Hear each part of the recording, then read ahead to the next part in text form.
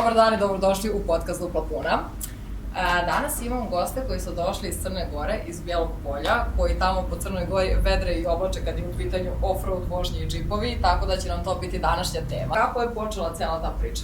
Ja sam krenuo u svijet off-roada tako što, ajde kažem, moj otac kao mehaničar i čovjek koji je pionir ovoga sporta u Crnoj Gori. I odlučimo da vozimo kopalnik. Treba da krenemo, sve se to završi, idemo i dolazimo na granicu koja nas je koštala pola života.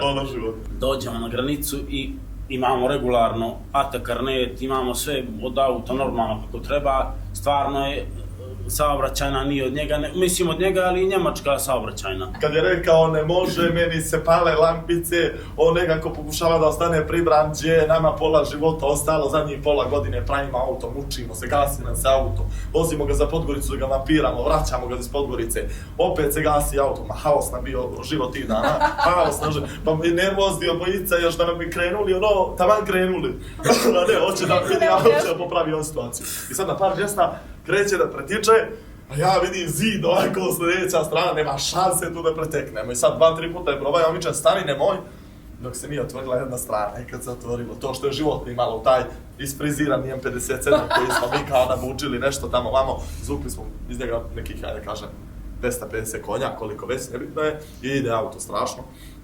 Ide strašno i mi smo na toj trci imali motor, ostalo i gume, ostalo manje više.